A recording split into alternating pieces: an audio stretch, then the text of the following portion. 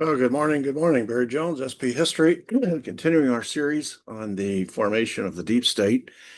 And today we're going to be looking at when and how the United States government became incorporated.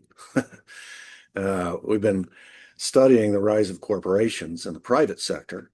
And of course, the accompanying doctrine, operating principle, Ultra Vires in the private sector that allowed corporations to grow at the rate at which they did and gave rise to these 50, 60 power elites that ran the U.S. economy, ran the U.S. government. And then as time went on, these 50 or 60 uh, used their influence in Washington to push foreign policy, and in particular, the uh, creation of a world empire. Why? To benefit their corporations. They needed markets, they needed resources, they needed territories. And of course, the government was going to need territory for military bases to protect that empire. And the excuse was given that if we don't do it, somebody else will, social Darwinism. So they worked hand in glove. But and as part of that imperialistic effort, these 50 or 60 men, this shadow government, these deep staters, these power elites, crossed the line from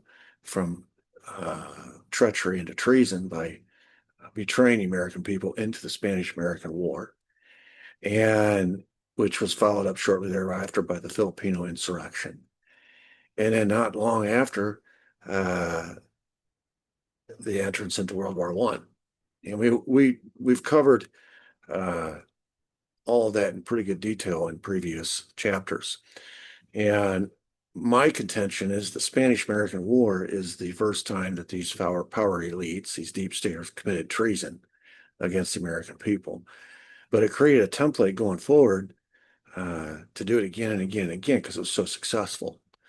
And once the empire had been created, once we had acquired Alaska, once we had taken and stolen Hawaii, once we had acquired the colonies from Spain, Cuba, Puerto Rico, Guam, Wake Island, the Philippines, um, once we had forced our way into the Far East with the open door policy, once we intimidated the Japanese, leaving the Chinese alone so that we could foster a trade relationship with the Chinese, creating a sphere of influence in the Far East, which was backed up by a military base in the Philippines.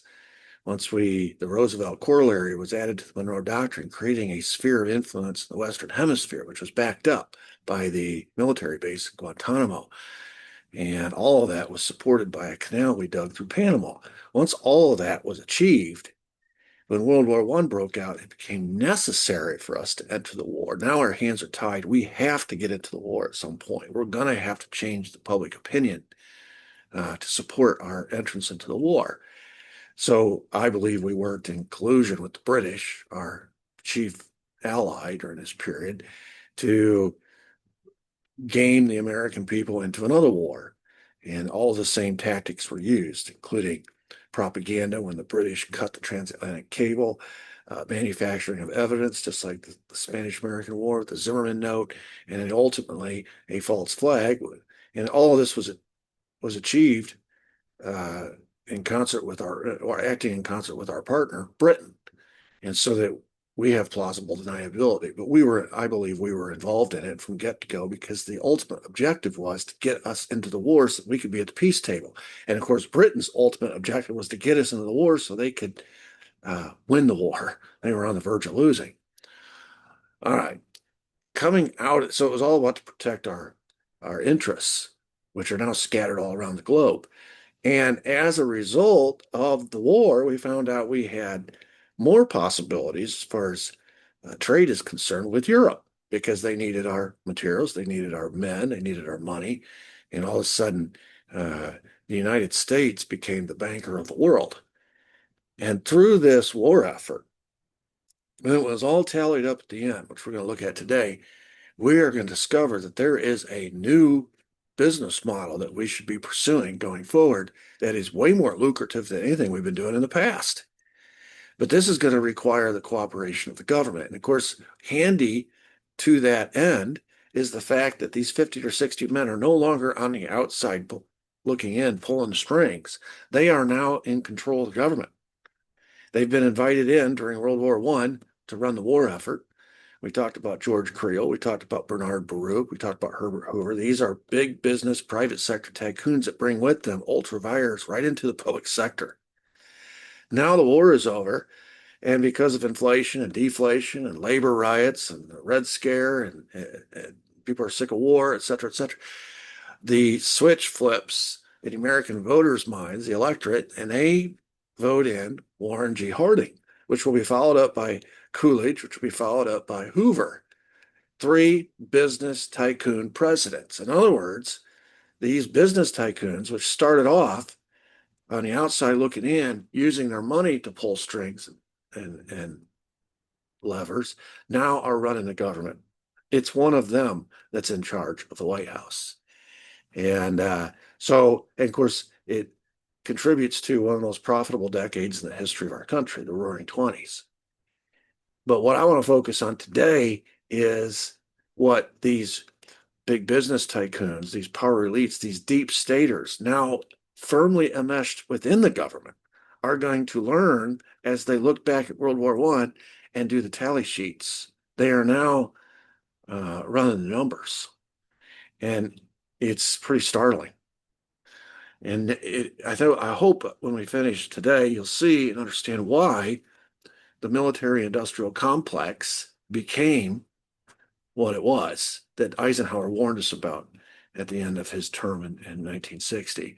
And of course, it requires the private sector and public sector working together. And it requires these operators behind the scenes making sure a revolving door of politicians come and go from Washington always understand that the business of America is making money. Or like Coolidge used to say, the business of America is business. And once you establish a revenue stream that is unparalleled, that no other revenue stream can compare to, and it requires the cooperation of government to enact certain foreign policy that keeps us in a military state of preparedness, that keeps us at war, that always has a boogeyman out there that we're preparing to fight eventually. It requires that cooperation and that policy by Congress. This is why Eisenhower originally in his speech called it the military-industrial congressional complex. His speechwriter, that's how he wrote it. And when they went back and reread the speech, they crossed out congressional so as not to offend their legislative friends. But it requires an iron triangle of all these public/private interests to make all this money.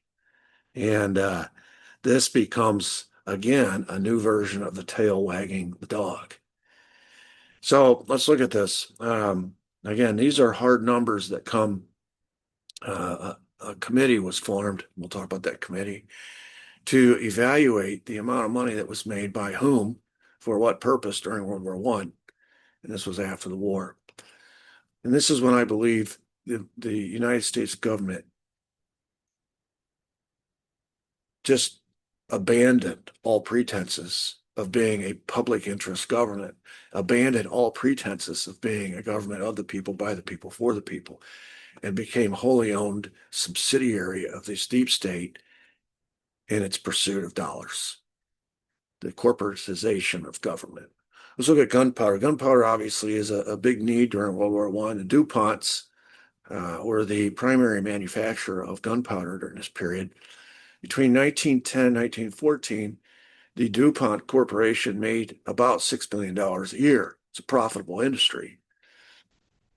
Then enter the war years, 1914 and 1918, which obviously some of that period is preparedness, getting mobilization, getting ready for the war. We were only in it for 18 months. And we're also outfitting our allies with gunpowder. That same company, DuPont, made $58 million per year. So instead of $6 million a year, they're now making $58 million a year. The only difference is we're now in a war. That's a tenfold profit, or a 950% increase in profits for DuPont. That's just gunpowder. How about steel? Bethlehem Steel and U.S. Steel are two biggest steel companies.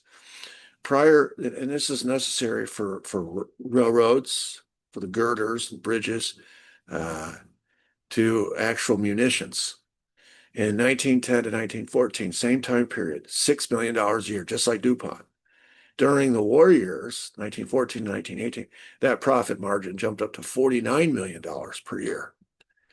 That's just Bethlehem Steel. U.S. Steel, 1910 to 1914, $105 million a year. This is a bigger company. $105 million a year is an enormous profit in those years. Fast forward to the war years, and that jumps to $240 million per year. Now, you don't have to be a rocket scientist to figure out where this is going. How about copper? Anaconda Copper, pre-war, $10 million a year. During the war, $34 million a year. Utah Copper, pre-war, $5 million a year. During the war, $21 million a year. Anybody noticing a trend here? Powder, steel, and copper, taking all these companies into consideration, all of them. 1910 and 1914, the average profits, and this is all the companies, this is not just the big ones that I've named. The average profit was about 140 grand a year. When you take big, small, medium, all the companies in all of these different industries, powder, steel, and copper. Now, during the war, all these companies' average profits jumped up to $408.3 million per year. That's a 200% increase. So we've already seen how the war benefited farmers and then how it killed farmers in the post-war period because all the demand went away. So understand that this is not just lucrative for these big industries. It's also lucrative to these big farmers. So there is a growing realization amongst all these folks that are in the business of making money. They're in the business of maximizing profits. Remember, public interest doesn't matter. They're in the pursuit of maximizing profits. And it's clear that they make way more profit in the course of a war than they do during peacetime. All right. How about leather, which is going to be necessary for boots and knapsacks and things of that nature. Saddles for the cavalry. Pre-war, Central Leather Company made about $3.5 million total during that period, which was about $1.67 million a year. During the war, that jumps up to $15 million total, which is over 1,100% increase. U.S. shoe companies sold 35 million pairs of hobnail service shoes to Uncle Sam during the war. There were only 4 million soldiers. So the U.S. government, as is, I don't think any of us would be surprised, way overbought. These shoe companies way oversold. I'm sure they didn't return any of the money, and I'm sure the U.S. government didn't return any of the shoes. So we way overpurchased 35 million pair of these hobnail service shoes. McClellan Saddles sold hundreds of thousands of saddles for the cavalry, even though we didn't have any overseas cavalry. Last time we used cavalry was in the Spanish-American War. And so here you see companies selling to Uncle Sam way over what Uncle Sam needs. Uncle Sam buying way more than it needs. And the U.S. taxpayer on the hook for all that money. If you're a Central Leather Company, you don't give a fat flying fig if the government bought too many shoes. You don't care if they bought too many saddles. You don't care if they don't need any saddles. The fact of the matter is you're trying to maximize profits. Public interest doesn't matter. Taxpayers' dollars, well, no one's here representing the taxpayer, evidently, because the U.S. government, whom you think would be, clearly wasn't. All right. Chemicals. General Chemical Company in pre-war made about 800 grand a year. During the war, that jumps up to $12 million a year. And you say, well, what would the government or what would the war require the use of chemicals for? Well, World War I was the first war that chemical warfare was used. And of course, you use chemicals for other purposes as well, but cleaning and and cleaning weapons, and cleaning things. Uh, there's a whole assortment of purposes, but you see the increase in profits from $800,000 to $12 million per year. That's a 1,400% increase. How about nickel? You can't have a war without nickel, right? That's what they say. Uh, the International Nickel Company, in the pre-war years, made $4 million a year, and during the war made $73 million a year. That's a 1,700% increase. All right. How about sugar? Um, American Sugar Refining Company, pre-war, was making $2 million a year. It's a lucrative industry. It triples. In 1916, it was making $6 million a year. Mosquito netting, which became necessary fighting in the bogs in Europe, uh, the netting manufacturers sold Uncle Sam 20 million mosquito nets. 20 million. Remember, we only have 4 million soldiers. 40 million yards of extra mosquito netting for the use of the soldiers overseas. And not one of these mosquito nets ever reached France. They're sitting in some warehouse somewhere. And but that company made signed a contract with the U.S. government. It was paid for all that. It supplied all that. What happens after that is the U.S. government's responsibility. It was obviously not needed. It never reached France. How about airplane engines? Uncle Sam spent $1 billion building airplane engines. Not a single one of these ever made it to France. Now, I'm not saying it was wasteful because it came in very handy in World War II, but that's a lot of money for companies that are helping or that manufacture airplane engines. That's a big contract, right? Undershirts. Undershirts for soldiers cost 14 cents to make. Uncle Sam paid 40 cents each. Big markup. This is what happens during this period. Exploitation applies to the private sector. But it's all about maximizing profits. Nobody cares about the taxpayer. And there's a war, which means there's a bunch of soldiers that are being drafted. They all need undershirts. Someone's going to make a killing off that. It's like when we have oil prices go up and gas stations raise their prices. A lot of it is price gouging, which is happening here. Manufacturers of stockings, uniforms, caps, steel helmets, knapsacks. Manufacturers sold Uncle Sam 4 million too many of each. This is the inventory after the war. It was determined that we bought 4 million too many of these things.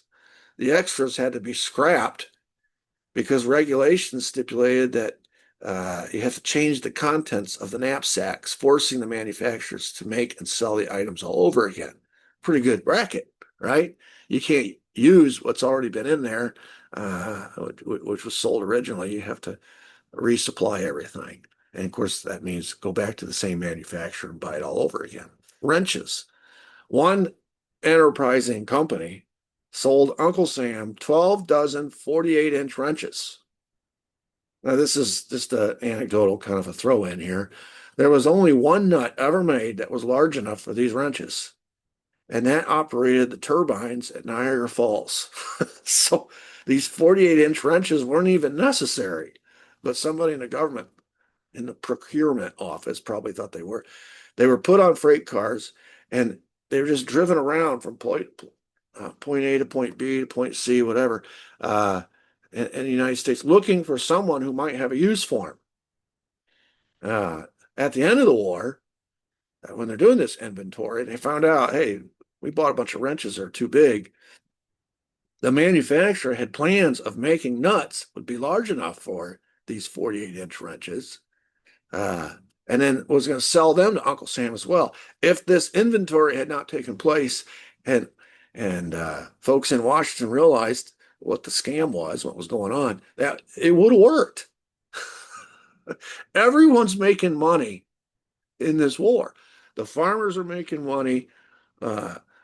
All of the industries related to the war effort are making money. And of course, you've got a guy over the war economy, Bernard Baruch, who's overseeing this. These are all his buddies.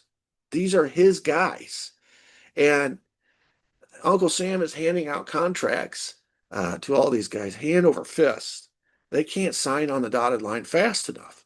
And so if you're in the private industry during time of war, and especially if you can get your guy in a position of power that he is in control of the wartime economy, you can make fabulous profits, and no one's going to bat an eye at these big contracts governments. The only people that are getting exploited in this whole thing are the U.S. taxpayers.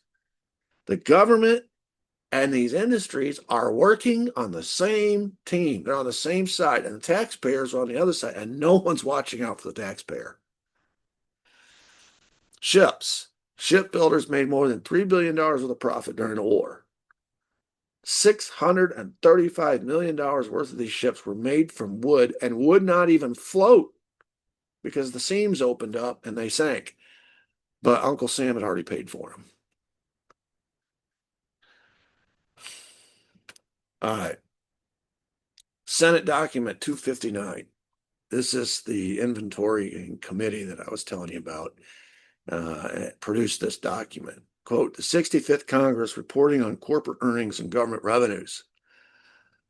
Quote, considering the profits of 122 meat packers, 153 cotton manufacturers, 299 garment makers, 49 steel plants, and 340 coal producers during the war, profits under 25% were exceptional. For instance, the coal companies made between 100% and 7,856% on their capital stock during the war. Did you get that? Coal companies made between a 100% increase and 7,856% increase on their capital stock during the war. The Chicago meat packers doubled and tripled their earnings. And let us not forget the bankers who financed the Great War. If anyone had the cream of the profits, it was the bankers. Because every loan that they gave out came with interest attached. So the question is, does war pay? According to economists and researchers, World War I cost Uncle Sam, the taxpayer, $52 billion. $39 billion of it was expended in the actual war itself and all these commodities we just discussed, yielding $16 billion in profits that was spread among an elite and a very small group of people. The Senate Nye Committee estimated that World War I profits were in excess of 300%, 600%, and in some cases, 1,600%. In other words, this new industry, this war industry, was turning blood into gold. And that is the estimation of the folks in the Senate Nye Committee after World War I. Is it any wonder that so short on the heels of supposedly the war to end all wars, World War I, we are engaged in another bigger, longer lasting world war, which was followed up by a 45, 47-year Cold War, included in which we fought a Korean War, a Vietnam War, and countless other proxy wars with the Soviets. And I could go on and on and on about, as soon as the Cold War ended, what was the next war that was invented? The War on Terror, right? So, in which we're currently still engaged in. In other words, these power elites learned a valuable lesson during World War I. There is a lot of money to be made in war. War is not necessarily a bad thing. And the sooner we get back into war mode, the better for us. And the next time, we can't let it end. We have to prepare in advance to transition from one war to the next seamlessly so that we're always on a war footing, so that this industry becomes a complex, a revenue stream for us going forward that is easy to sell to the American people. All we have to do is convince them, using propaganda, whatever means necessary, that there's a boogeyman out there that is an existential threat to our existence. That'll be easy during World War II with Hitler and the fascist dictators, right? But then right on the heels of that, it immediately becomes Joseph Stalin. Our ally during World War II quickly becomes our enemy. And the spread of communism, right? Chairman Mao in China, etc.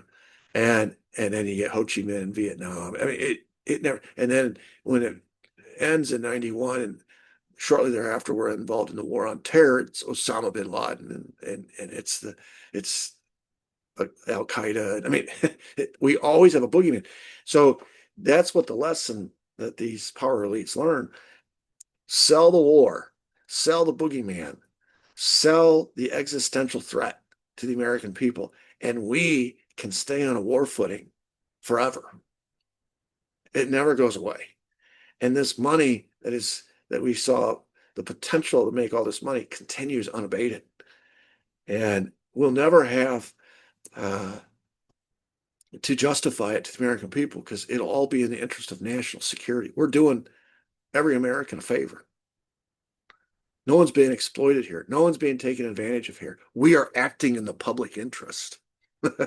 We get to have our cake and eat it too, so to speak. So, Spanish-American War was the line of demarcation from treachery to treason. World War I replicated it, getting us in.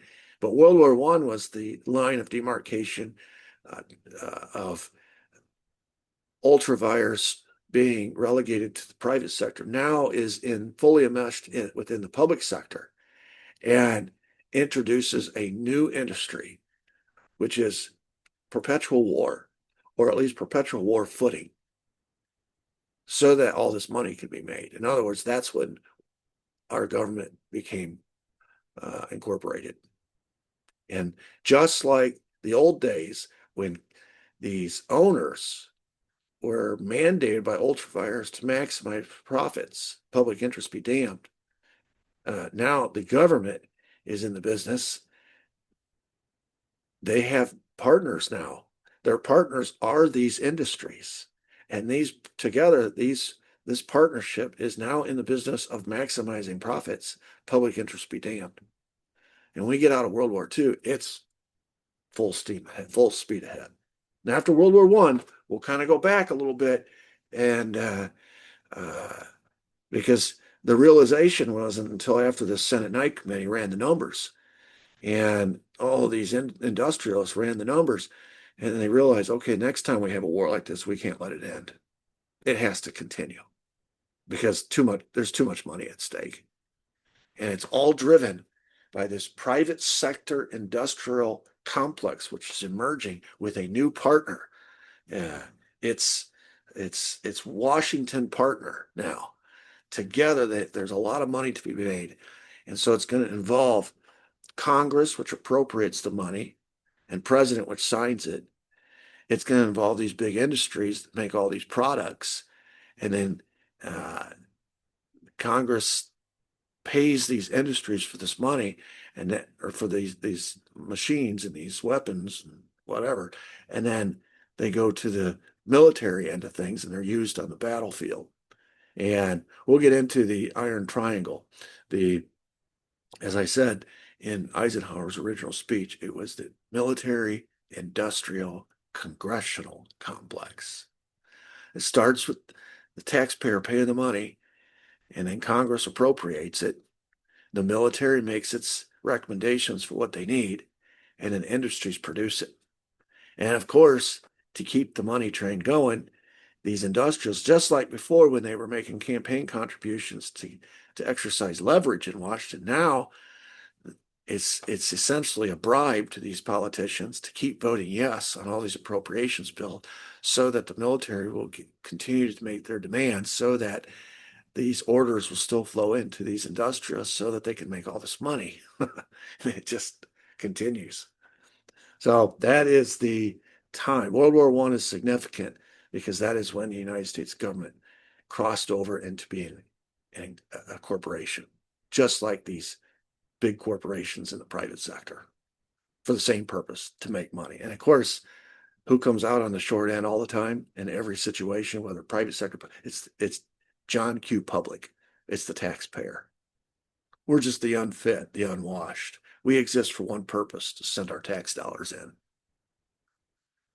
While everyone else, all these folks, this small group, of people, which has increased now in number because it's not just the deep state private sector industrialists, the owners. It now includes these politicians who are getting these big kickbacks. Okay, that's enough for today. Thank you for listening. Smash the like button, subscribe, share this channel, and comment in the comment section. Until next time, God bless. Thank you.